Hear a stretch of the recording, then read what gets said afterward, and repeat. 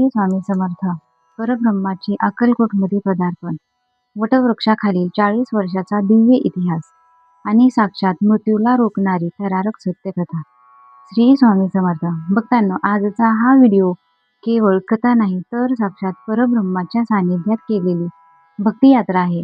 1856 सालच्या त्या एका दुपारने अक्कलकोटचे नशीब कायमचे बदलले. जेव्हा एक अजानुबाहू मूर्ती खंडोबाच्या मंदिरात अवतरली, तेव्हा कुणालाच कल्पना नव्हती की हे अक्कलकोट आता जगाचे आध्यात्मिक केंद्र होणार आहे. आज आपण पाहणार आहोत स्वामींच्या अक्कलकोटमधील पहिल्या दिवसापासून ते त्यांच्या महानिर्वाणापर्यंतचा इतिहास, जो ऐकताना तुमच्या अंगावर शहारे येतील. ही कथा तुमच्या घरातील नकारात्मकता नष्ट करून स्वामींचे अस्तित्व तुमच्या घरात आणेल. चला तर मग सुरू करूया अक्कलकोटचा हा दैवी इतिहास. भक्तांनो, पुढे जाण्यापूर्वी एक गोष्ट स्पष्ट करते. आज मी तुम्हाला जी माहिती देणार आहे ती केवळ ऐकीव कथा नाही. अक्कलकोट संस्थानाच्या सरकारी नोंदी, त्या काळातील ब्रिटिश गॅझेटियर आणि स्वामींच्या सोबत सावलीसारख्या राहिलेल्या बाळाप्पा आणि चोळप्पा महाराजांच्या रोजनिशीवर आधारित हा एक सत्य इतिहास. मंगळवेढ्याहून अक्कलकोटचा प्रवास. श्री स्वामी समर्थ. भक्तांनो, वर्ष 1856, चैत्र शुद्ध द्वितीया, मंगळवेढ्यात 12 वर्षे राहून स्वामींनी आता अक्कलकोटची वारी धरली होती. पण तुम्हाला माहिती आहे का, स्वामी अक्कलकोटला का आले? मंगळवेढ्यात स्वामींना लोक दिगंबर स्वामी म्हणायचे. तिथून निघताना त्यांनी बसवण्णाप्पा नावाच्या एका साध्या भक्ताला दर्शन दिले आणि सांगितले की आता अक्कलकोटची वेळ आली आहे. अक्कलकोटच्या वेशीवर येताना स्वामींनी दिलेली पहिली गर्जना आजही तिथल्या हवेत घुमते. असं वाटतं ही केवळ एका गावाहून दुसऱ्या गावाची यात्रा नव्हती, तर साक्षात परब्रह्म आपल्या हक्काची जागा परतत होते. स्वामींचे अक्कलकोटमधील आगमन म्हणजे जगाच्या आध्यात्मिक इतिहासातील एक सुवर्ण संधी होय.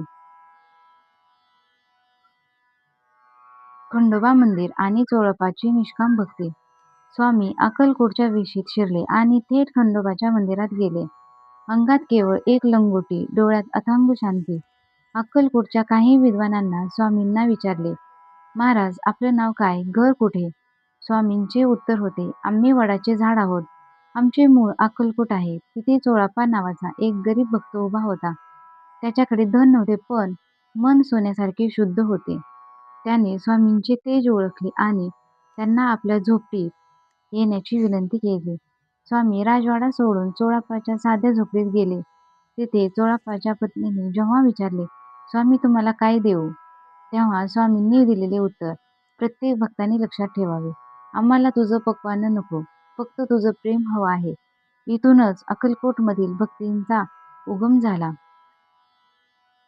श्री स्वामी समर्थ. वेशभूषा आणि देहबोलीचा आध्यात्मिक उलगडा. भक्तांनो, स्वामी समर्थांना पाहिल्यावर आपल्या डोळ्यासमोर उभी राहते ती एक अजानुबाहू, दिगंबर आणि तेजस्वी मूर्ती. पण तुम्हाला माहिती आहे का, स्वामींच्या या रूपाचा प्रत्येक पैलू एक मोठा आध्यात्मिक संकेत देतो. अजानुबाहू शरीर. स्वामींचे हात गुडघ्यापर्यंत लांब होते, ज्याला शास्त्रात अजानुबाहू म्हटले जाते. हे केवळ महापुरुषाचे लक्षण नसून ते अमर्याद दातृत्वाचे प्रतीक आहे. ज्यांचे हात गुडघ्यापर्यंत पोहोचतात ते साक्षात विष्णूचे रूप मानले जातात. याचा अर्थ असा की स्वामींच्या देण्याला कोणतीही सीमा नाही. ते आपल्या भक्तांच्या मदतीला कोणत्याही स्तरावर धावून जाऊ शकतात. दिगंबर अवस्था. स्वामी बहुधा दिगंबर अवस्थेत असायचे किंवा केवळ एक लंगोटी नेसायचे. दिक म्हणजे दिशा आणि अंबर म्हणजे वस्त्र. ज्यांनी दाही दिशांनाच आपले वस्त्र मानले आहे ते म्हणजे दिगंबर. हे पूर्ण वैराग्याचे लक्षण आहे. स्वामींना कपड्याची गरज नव्हती, कारण त्यांचे अस्तित्व संपूर्ण ब्रह्मांडात पसरलेले होते. ते कोणत्याही मायामोहाच्या पलीकडे होते, हे यातून सिद्ध होते.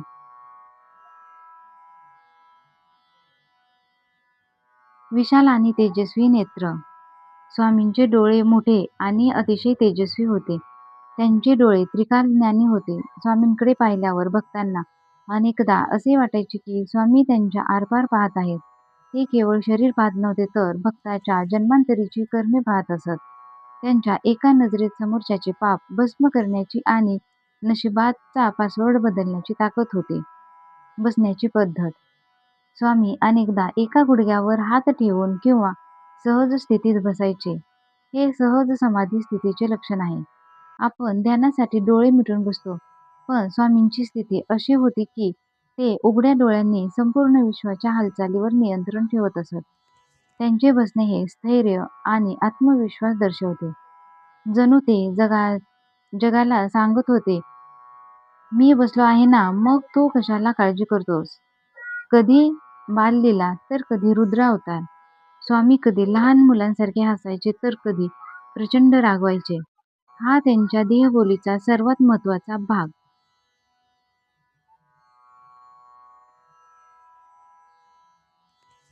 त्यांचा राग हा कधीही स्वतःसाठी नसायचा.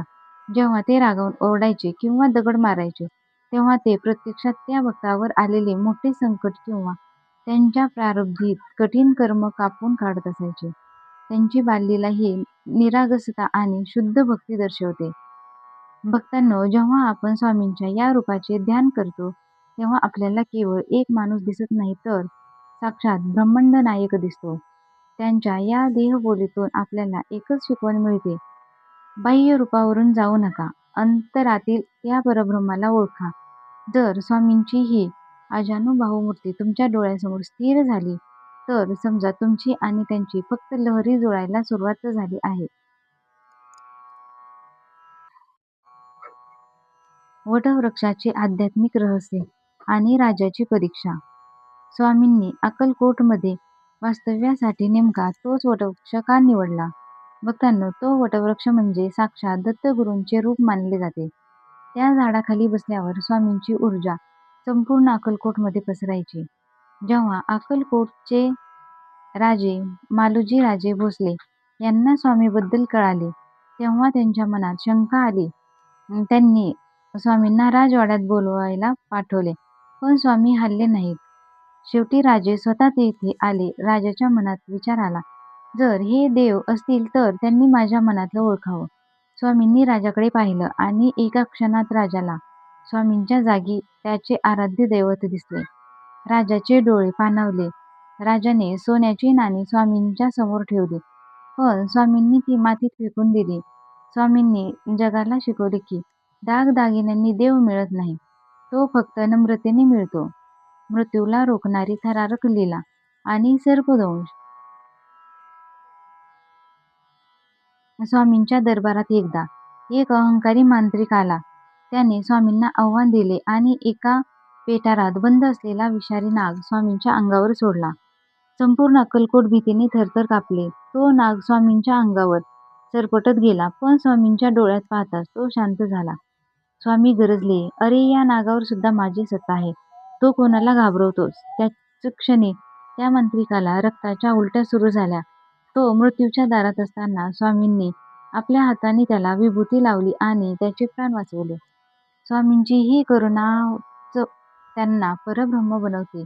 जो आपल्याला मरायला येते, त्यालाही जीवनदान देणं ही स्वामींची शिकवण आहे. स्वामींच्या विचित्र लीला आणि त्यामागील गूढ अर्थ.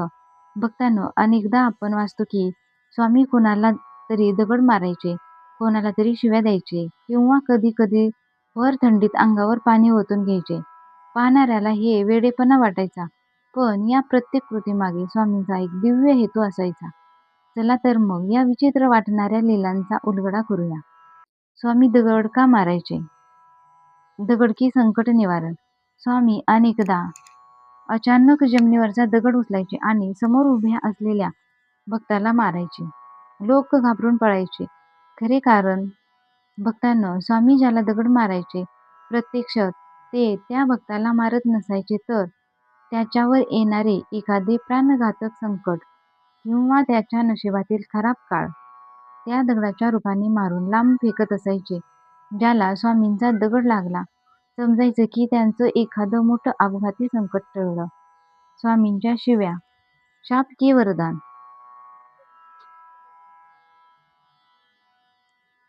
स्वामी अनेकदा भक्तांना किंवा तिथे येणाऱ्या लोकांना खूप घाणेरड्या शिव्या द्यायचे. लोक म्हणायचे, महाराज असून इतक्या शिव्या का देतात? खरे कारण स्वामींची शिवी म्हणजे भक्तांच्या जन्मांतरीच्या पापाचा नाश. स्वामी जेव्हा एखाद्याला शिव्या द्यायचे तेव्हा ते त्याच्या प्रारब्धातील कठीण कर्मे कापून काढत असत. अनेक भक्तांनी असा अनुभव घेतला आहे की स्वामींनी शिव्या दिल्यानंतर त्यांच्या आयुष्यातील मोठी अडचण किंवा आजारपण कायमचे निघून गेले. स्वामींची शिवी ही साक्षात वरदान असायचे. अचानक लहान मुलांसारखे वागणे, बाललीला. स्वामी कधी कधी मातीत खेळायचे, धुळीत लोळायचे किंवा लहान मुलांप्रमाणे रडायचे. खरे कारण हे त्यांच्या पूर्ण वैराग्याचे लक्षण होते. ज्याला मन, सन्मान, देहभान कशाचीच फिकीर नाही, तोच असा वागू शकतो. स्वामींना हे दाखवायचे होते की जोपर्यंत तुम्ही लहान मुलासारखे निरागस होत नाही, तोपर्यंत तुम्हाला ईश्वराची प्राप्ती होणार नाही. अहंकार असलेल्या माणसाला स्वामी कधीच जवळ करत नसत. खाण्यापिण्याची अजब सवयी. स्वामी कधी-कधी 50 लोकांसाठी बनवलेले जेवण एकटेच खायला सुरुवात करायचे. तर कधी-कधी अनेक दिवस काहीच खायचे नाही. कधी माती खायचे, तर कधी कडुलिंबाची पाने. गोड लागतात म्हणून खायचे.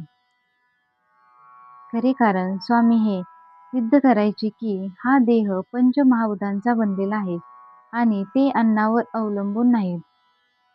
ते जेव्हा खूप जेवायचे तेव्हा ते उपस्थित असलेल्या सर्व भक्तांच्या तृप्तीचे प्रतीक असायचे.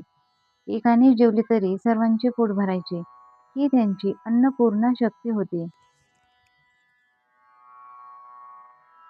थंडीत थंड पाण्याचे स्नान आणि अग्नीशी खेळ.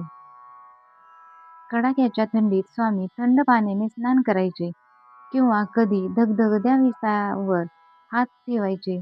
खरे कारण त्यांना हे दाखवायचे होते की ते निसर्गाच्या नियमांच्या पलीकडे आहेत.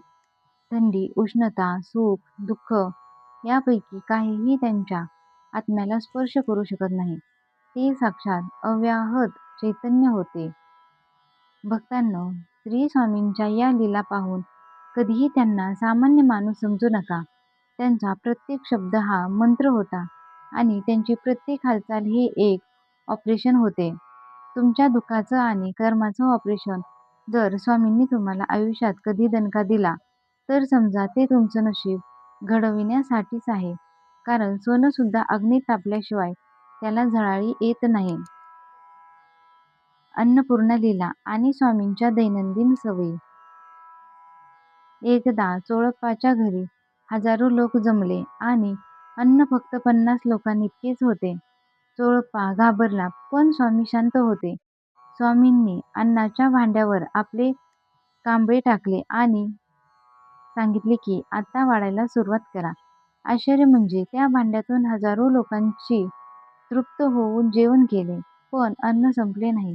स्वामी अक्कलकोटमध्ये असताना कधी लहान मुलांसारखे खेळायचे, तर कधी रुद्रासारखे वागायचे. त्यांचं कडक बोलणं सुद्धा भक्ताच्या कल्याणासाठीच असायचं. मुस्लिम भक्तासाठी ते अल्ला मालिक होते, तर ख्रिश्चन लोकांसाठी ते साक्षात ईश्वराचे रूप होते. स्वामींनी अक्कलकोटमध्ये जात-पात आणि धर्माच्या भिंती पाडून टाकल्या. मठातील दिनचर्या आणि स्वामींच्या भक्तांसोबत गमती-जमती. भक्तांनो, आपण स्वामींचे चमत्कार ऐकले, पण त्या काळात अक्कलकोटच्या मठात रोजच वातावरण कसं असायचं?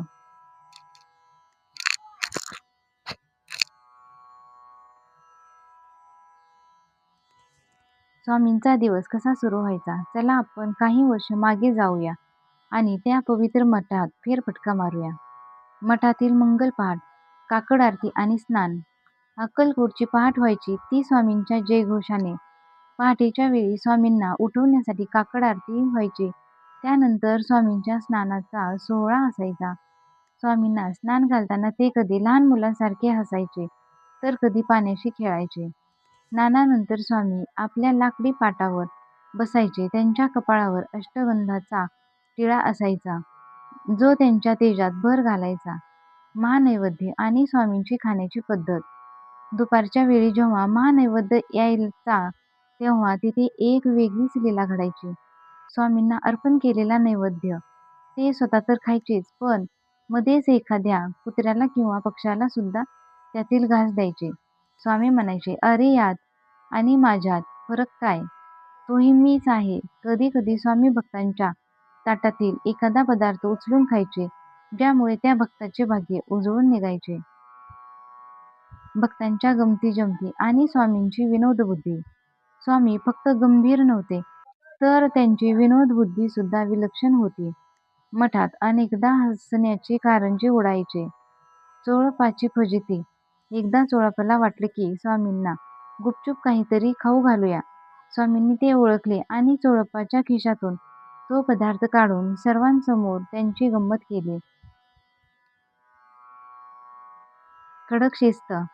एखादा भक्त जर खूप अहंकाराने आला, तर स्वामी त्याला अशी काही कोपरखळी मारायची की त्याचा सगळा गर्व पळून पाडायचा. पण त्यात सुद्धा एक प्रकारची गोड मजा असायची. "भिवू नकोस" चा प्रत्यक्ष अनुभव. दिवसभर मठात भक्तांची रीघ असायची. कोणी आजार घेऊन यायचं, कोणी दारिद्र्य. स्वामी मध्येच एखादा शब्द बोलायचे, जो त्या भक्तासाठी आयुष्याचा मंत्र बनायचा. तिथे कोणताही भेदभाव नव्हता. गरीब, श्रीमंत, हिंदू, मुस्लिम सर्वजण एकाच रांगेत स्वामींच्या आशीर्वादाची वाट पाहत असायचे. रात्रीच्या वेळी जेव्हा शेज आरती व्हायची, तेव्हा संपूर्ण मठ शांत व्हायचा. पण स्वामींचे डोळे मात्र ताजेतवाने असायचे. जणू ते रात्रीसुद्धा आपल्या भक्तांच्या स्वप्नाचे रक्षण करत आहेत. स्वामींच्या लहरी सवयी. स्वामी कधी-कधी अचानक मठातून बाहेर पडायचे आणि एखाद्या शेतात किंवा उघड्या माळावर जाऊन बसायचे. तिथे सुद्धा भक्त त्यांच्या मागे धावत जायचे. स्वामी कधी-कधी मध्येच "होय" किंवा "नाही" म्हणायचे. लोकांना वाटायचं स्वामी कोणाशी बोलतायत. पण प्रत्यक्षात स्वामी लांब असलेल्या आपल्या भक्तांच्या हाकेला उत्तर देत असायचे. भक्तांनो, स्वामींचा तो काळ म्हणजे अक्कलकोटसाठी सुवर्णकाळ होता. मराठीत त्या धुळीचा स्पर्श सुद्धा नशिबाचा पासवर्ड बदलणारा होता. पण ही दिनचर्या पाहत असतानाच एक अशी वेळ आली ज्याने संपूर्ण अक्कलकोटला गहिवरून टाकलं. स्वामींनी आपला देह त्यागण्याची घोषणा केली. काय घडलं त्या अंतिम क्षणी चला पाहूया. भक्तांनो, हा भाग मी सांगत आहे, पण माझ्या काळजाचा ठोका चुकत आहे. 1878 सालचे ते दिवस अक्कलकोटसाठी अत्यंत जड होते. परब्रह्म आता आपल्या मूळ स्वरूपात विलीन होणार होते. स्वामींचे महानिर्वाण मी गेलो असे समजू नका. भक्तांनो, मंगळवार चैत्र वद्य त्रयोदशी दुपारी 4 वाजण्याची वेळ. संपूर्ण अक्कलकोटला आधीच जाहू लागली होती की काहीतरी अघटित घडणार आहे. स्वामींची प्रकृती काही दिवसापासून क्षीण झाली होती, पण त्यांच्या चेहऱ्यावरचे तेज मात्र अढळ होते. स्वामी वटवृक्षाखाली आपल्या लाकडी पाटावर शांत बसले होते. त्यांचे लाडके भक्त चोळप्पा, बाळप्पा आणि हजारो लोक तिथे जमले होते. प्रत्येकाच्या डोळ्यात पाणी होतं. बाळप्पा स्वामींचे पाय चेपत होते, तेव्हा त्यांच्या हातावर स्वामींचा एक अश्रू पडला. स्वामींनी त्याच्याकडे पाहिले आणि धीर दिला. "रडू नकोस. हा देह म्हणजे फक्त एक वस्त्र आहे. मी सदैव तुझ्या सोबत आहे." अंतिम संदेश आणि महावाक्य. स्वामींनी उपस्थित सर्व भक्तांना शेवटचा उपदेश केला. ते म्हणाले, "आळस करू नका, नीतीने वागा आणि नामस्मरणात राहा." लोकांनी विचारले, "महाराज, आता आमचं कसं होणार? आम्हाला पोरकं करून कुठे जाताय?" त्यावेळी स्वामींनी ते अजरामर वाक्य उच्चारलं, ज्याने कोट्यावधी भक्तांना आजही आधार दिला आहे. "भिवू नकोस, मी तुझ्या पाठीशी आहे." त्यांनी स्पष्ट केलं की मी या वटवृक्षात, या मातीत आणि तुमच्या विश्वासात जिवंत आहे. जो मला साद घालेल त्याच्यासाठी मी धावून येईलच. तो अंतिम क्षण. दुपारचे 4:10 झाले. स्वामींनी ओमचा उच्चार केला, डोळे मिटले आणि आपली प्राणज्योत परब्रह्मात विलीन केली. त्याच क्षणी वटवृक्षाची पाने जोरात हलू लागली. जणू निसर्गही शोक करत होता. अक्कलकोटचा सूर्य मावळला होता. पण भक्तांच्या हृदयात स्वामी नावाचा सूर्य कायमचा प्रकाशमान झाला होता. स्वामींच्या देहाची मिरवणूक निघाली. हजारो लोक रडत होते. पण आश्चर्याची गोष्ट म्हणजे अनेक भक्तांना त्याच वेळी स्वामींचे दर्शन वेगवेगळ्या ठिकाणी होत होते. कोणाला ते मठात दिसले तर कोणाला वेशीवर. स्वामींनी दाखवून दिले की ते एका देहात कधीच मर्यादित नव्हते. भक्तांनो, स्वामी गेले नाहीत. आजही जो भक्त अक्कलकोटच्या वटवृक्षाखाली श्रद्धेने बसतो, त्याला स्वामींच्या अस्तित्वाचा सुगंध येतो. हा व्हिडिओ केवळ वाचण्यासाठी नव्हता, तर स्वामींच्या ऊर्जेला आपल्या आयुष्यात आमंत्रित करण्यासाठी होता. कदाचित आजच्या विज्ञानाच्या युगात या गोष्टी अशक्य वाटतील, पण अक्कलकोटचा तो वटवृक्ष आणि आजही तिथे येणाऱ्या लाखो भक्तांच्या प्रचिती या गोष्टीची साक्ष देतात की हा इतिहास आजही जिवंत आहे. पुरावे कागदावर असतात, पण प्रचिती ही हृदयात असते. तुमच्या घरातील भांडणे, गरिबी किंवा आजारपण या कशाचीही काळजी करू नका. फक्त डोळे मिटून सांगा, "स्वामी, तुम्ही माझ्या पाठीशी आहात ना?" आणि पहा चमत्कार. तुमच्या नशिबाचा पासवर्ड स्वामी स्वतः उघडून देतील. हा व्हिडिओ तुम्हाला कसा वाटला? तुमच्या आयुष्यातील स्वामींची एखादी प्रचिती कमेंटमध्ये नक्की लिहा. हा व्हिडिओ शेअर करून स्वामींचे विचार घरोघरी पोहोचवा. श्री स्वामी समर्थ. जय जय स्वामी समर्थ.